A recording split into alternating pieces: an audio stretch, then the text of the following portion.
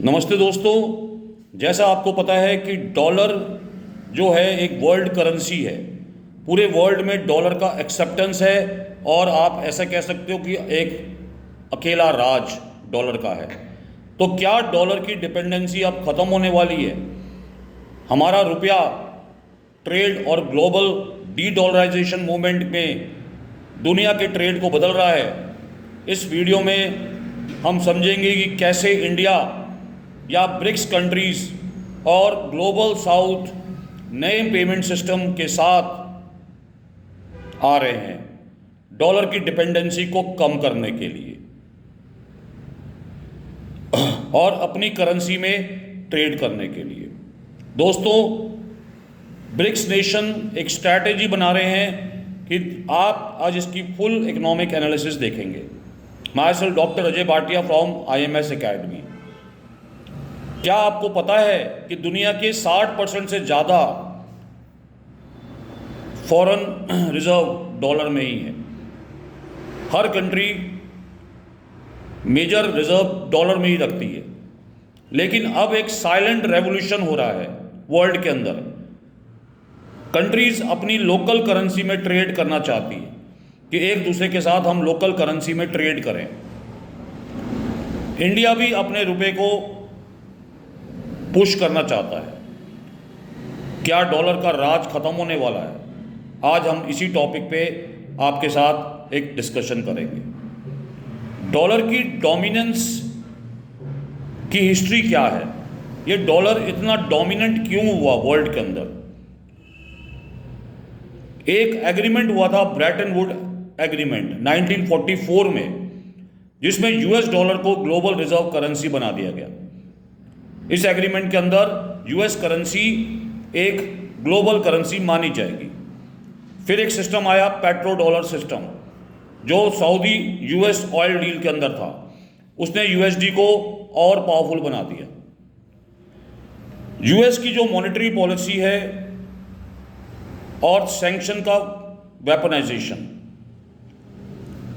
मतलब US अपनी currency को एक वेपन की तरह ट्रीट करता है और हर कंट्री को डॉलर की धमकी देता है।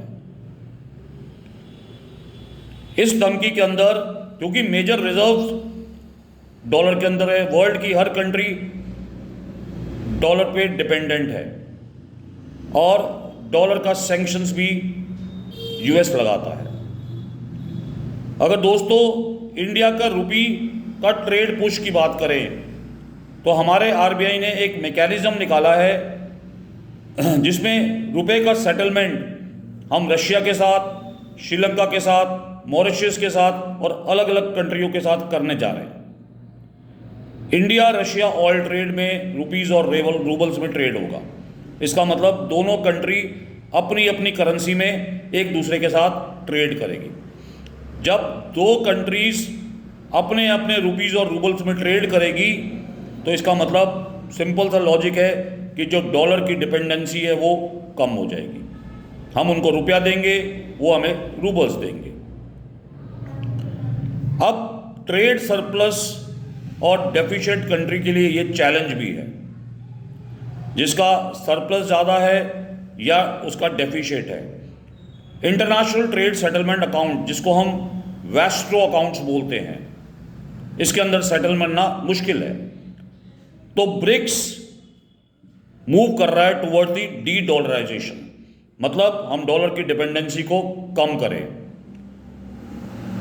तो ब्रिक्स के नए पेमेंट सिस्टम के अंदर एक रिजर्व करेंसी का प्लान बनाया गया। एक नया बैंक को मान्यता दी गई है जिसका नाम है न्यू डेवलपमेंट बैंक, जिसको NDB बोलते हैं, और लोकल करेंसी बॉन्ड्स भी बनाए गए। जैसा आपको पता है कि सऊदी, UAE, ईरान अब ब्रिक्स में के आने से ऑयल ट्रेड और पेमेंट सिस्टम में चेंज आएगा। अब इमीडिएट हम अपनी UPI से इमीडिएट इन कंट्रीज़ को पेमेंट कर सकते हैं। दोस्तों, ग्लोबल साउथ की स्ट्रैटेजी के बारे में बात करें तो एशियन कंट्रीज़ का डॉलर का ऑल्टरनेटिव एक्सप्लोर करना। एशियन कंट्रीज़ क्या कर रही हैं? डॉलर के ऑल्टरनेटिव को एक्सप्लोर करने की कोशिश कर रही है। अफ्रीका और लैटिन अमेरिका लोकल करेंसी में आपस में ट्रेड करना चाहते हैं। इंटरनेशनल मॉनिटरी फंड रुपी G20 क्रॉस बॉर्डर सिस्टम्स पे काम करना चाहती है, मतलब मिलके डॉलर की डिपेंडेंसी को कम करना चाहती है। तो दोस्तों, अगर हम बात करें इंडिया की, तो अगर इंडिया से रुपी ट्रेड होता है तो क्या होगा? तो डॉलर का करेंसी रिस्क कम हो जाएगा, हम डॉलर पे उतने डिपेंडेंट नहीं रहेंगे, और डॉलर की डिमांड कम होने से करंट अकाउंट डेफिसिट में भी हमको हेल्प मिलेगी। बैलेंस ऑफ पेमेंट का पार्ट है करंट अकाउंट डेफिसिट, उसमें भी हमको हेल्प मिलेगी। एक्सपोर्टर्स जो हैं उनको पेमेंट फास्ट मिल सकता है, जल्दी मिल सकता है। अगर हम स्ट्रैटेजिक ऑटोनॉमी की बात करें तो यूएस सैंक्शन से बचाव करना भी पड़ेगा हमको। दोस्तों, इतना आसान भी नहीं है, कुछ चैलेंजेस भी हमको साथ में आएंगे इंडिया के साथ, क्योंकि इंडिया का रुपया की ग्लोबल एक्सेप्टेबिलिटी वर्ल्ड में कम है। तो अगर ग्लोबल एक्सेप्टेबिलिटी वर्ल्ड में कम है तो रुपीज़ में ट्रेड करना थोड़ा सा मुश्किल होगा। दूसरा, रुपीज़ को कन्वर्टेबल करना भी इतना आसान नहीं है, और दूसरी कंट्रीज़ को जो ट्रेड डेफिसिट्स है उनको रुपीज़ को होल्ड करना भी पसंद नहीं आता, वो रुपीज़ को होल्ड करना नहीं चाहते। इसका मतलब अभी भी रुपया इंटरनेशनल मार्केट में कमज़ोर है। अब हमको अपने इंफ्रास्ट्रक्चर और पेमेंट सिस्टम को रोबोस्ट बनाना बहुत ज़रूरी है, उसको बेटर बनाना ज़रूरी है। इंडिया उस पर काम भी कर रहा है, और इंडिया की फ्यूचर स्ट्रैटेजी की बात करें तो इंडिया फ्यूचर में क्या करना चाहता है, वो बायलैटरल करेंसी स्वैप एग्रीमेंट्स कर रहा है, जैसे आपस में सेम कंट्रीज जो कंट्रीज हैं आपस में लोकल करेंसी में ट्रेड करें। ऑयल और गैस की बात करें तो रुपए में इंपोर्ट करने की स्ट्रैटेजी भी इंडिया बना रहा है। डिजिटल रुपीस पे भी ध्यान जा रहा है, जो क्रॉस बॉर्डर पेमेंट्स में को इंटीग्रेट करता है, उसको बढ़ाता है। सिटीज़ को ग्लोबल क्लियरिंग हब बनाने की कोशिश है, जो अच्छी सिटीज़ हैं उसको ग्लोबल हब बनाने की भी कोशिश की जा रही है। दोस्तों, अगर आप देखें तो ये सारी डिपेंडेंसी डॉलर की वजह से है।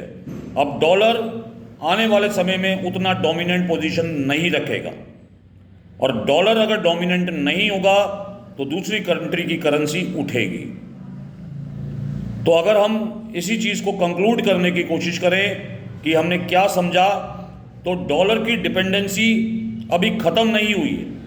अभी हम ऐसे नहीं कह सकते कि डॉलर की डिपेंडेंसी बिल्कुल ख़त्म हो गई, लेकिन उन पर डेंट जरूर पड़ रहा है। और इंडिया की पॉलिसी लॉन्ग टर्म में डॉलर से डिपेंडेंस कम करेगी। हम डॉलर पे अपनी डिपेंडेंसी लॉन्ग टर्म में कम करने की कोशिश करेंगे। तो आज की कहानी रुपी ट्रेड की शुरुआत है, और कल इंडिया को ग्लोबल करेंसी बनाना हमारा सपना है कि इंडिया भी एक ग्लोबल करेंसी बन सके, इंडिया की रुपए में ट्रेड हो सके। और अगर इंडिया रुपए में ट्रेड करता है तो उसको इकोनॉमिक पावर बनने से भी कोई भी कंट्री रोक नहीं पाएगी। तो दोस्तों, आपको अगर हमारा वीडियो पसंद आए तो प्लीज़ लाइक करिए, शेयर करिए और सब्सक्राइब करिए। दोस्तों, आप हमारा वीडियो ज़रूर देखते हैं पर उसको सब्सक्राइब नहीं करते, तो आप वीडियो देखिए, सब्सक्राइब करिए, उसमें आपको सिर्फ एक सब्सक्राइब बटन ही तो दबाना है। Thank you very much.